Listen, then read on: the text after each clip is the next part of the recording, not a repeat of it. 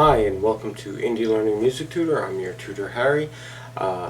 Today we're going to go through two-scale arpeggios and upper extensions. They're inherently related, so the same backing tracks can be used to cover both. The backing tracks that go with this lesson are called 2-bar, meaning that each chord gets 2 bars worth of attention. The two-scale arpeggio is pretty self-explanatory.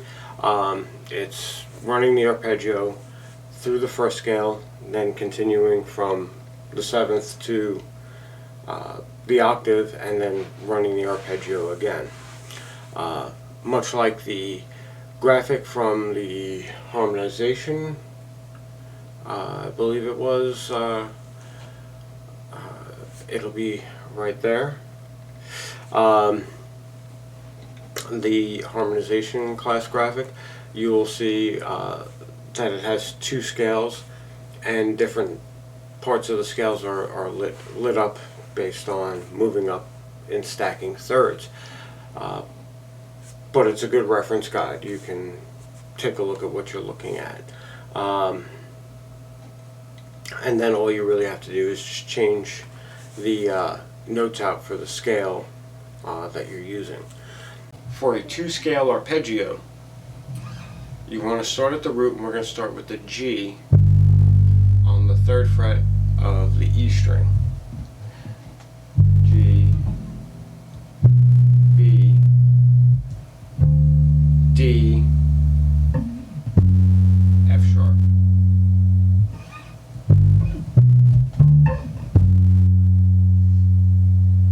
And then G, B, D, F sharp.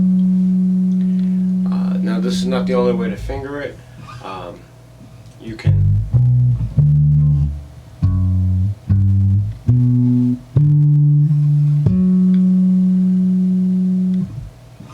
You can decide to go vertical and then horizontal.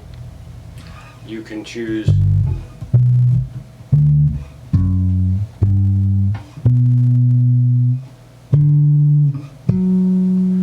to do a mixture of the two.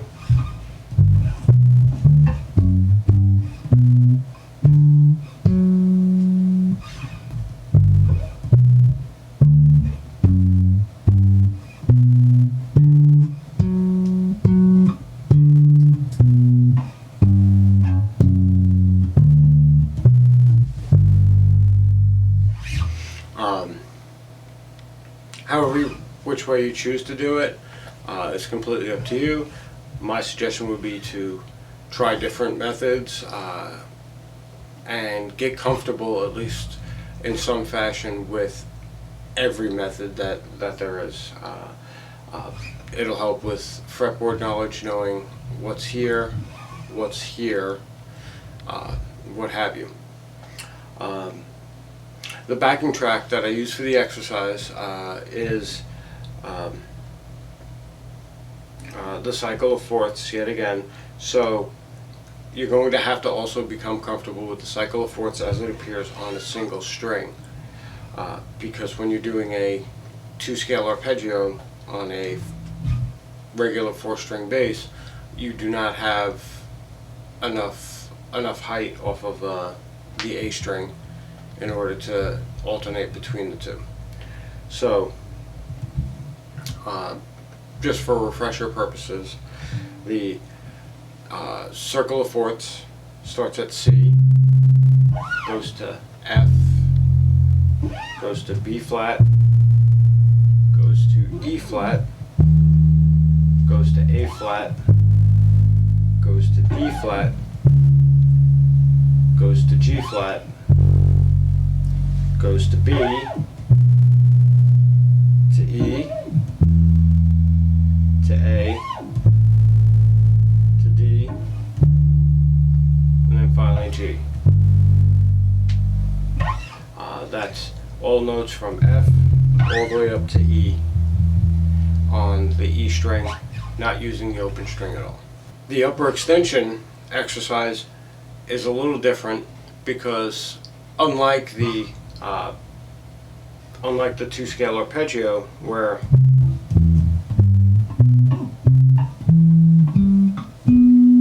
you're repeating the same arpeggio in the next octave up, instead you're going to follow more along the lines of the harmonics diagram, where all the green notes, C, E, G, B, D, F, and A are lit up. On a side note, when you're using a major chord, and let's get a major C chord up here.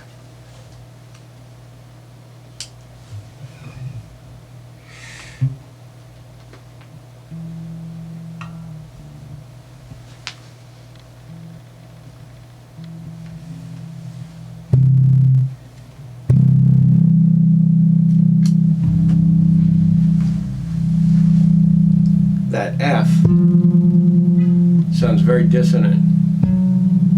So what we do when we have a major chord, when we're using a major third, is we will sharp the 4. So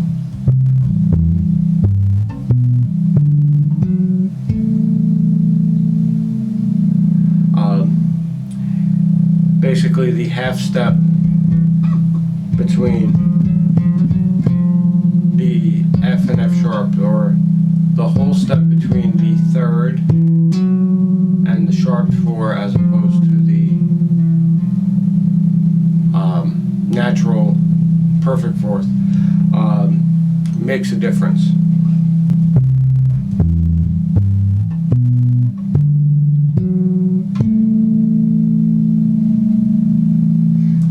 As opposed to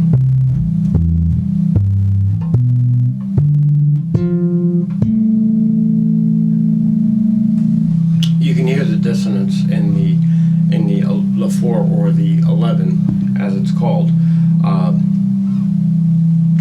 This doesn't happen in minor chords. Let me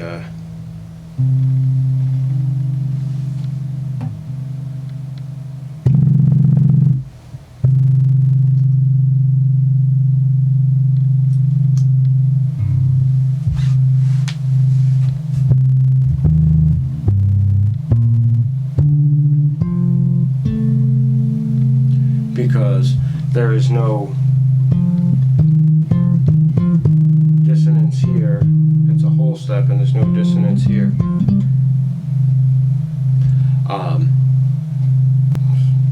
The sharp 4 into the 5th at least sounds like a leading tone, as opposed to the natural 4 into the 3rd.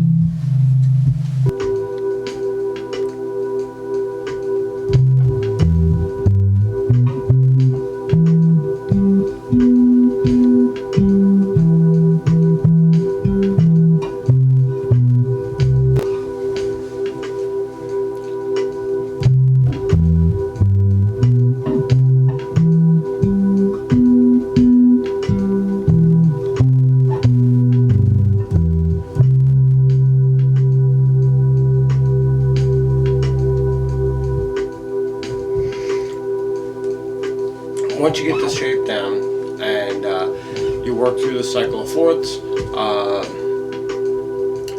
you can start getting a little more creative with it.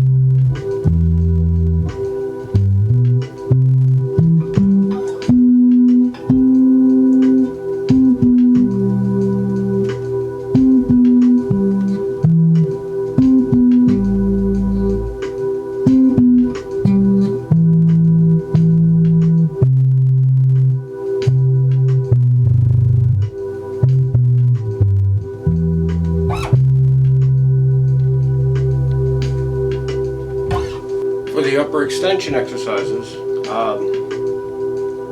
once you get them under your fingers as well, you can get a little creative with it, but here's just for an example, the C major.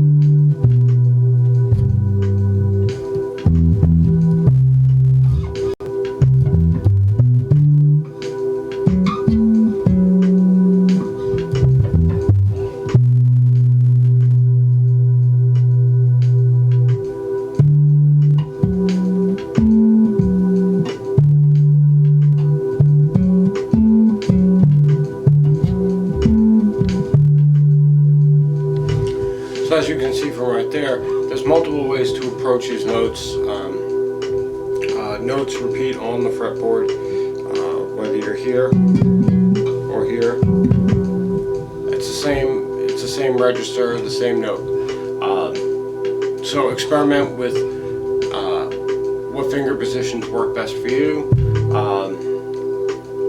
and try to have fun with it. I generally don't do inversions with this because this in and of itself is enough of an exercise. So again, enjoy the backing tracks. Each one is keyed to a different arpeggio, our major, our dominant, our minor, and our minor flat 5. So practice through them.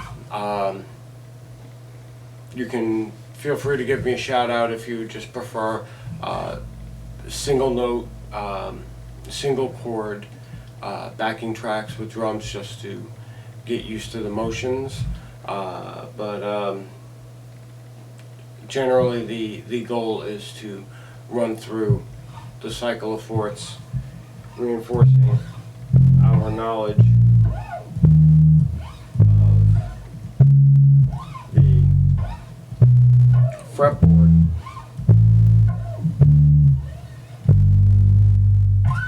through the cycle of fourths, using only one string, so you're forced to use lateral movement, shifting, in other words. I hope this helps, and I hope you have a great day. This has been Indie Learning Music Tutor. and I am your tutor, Harry. Bye.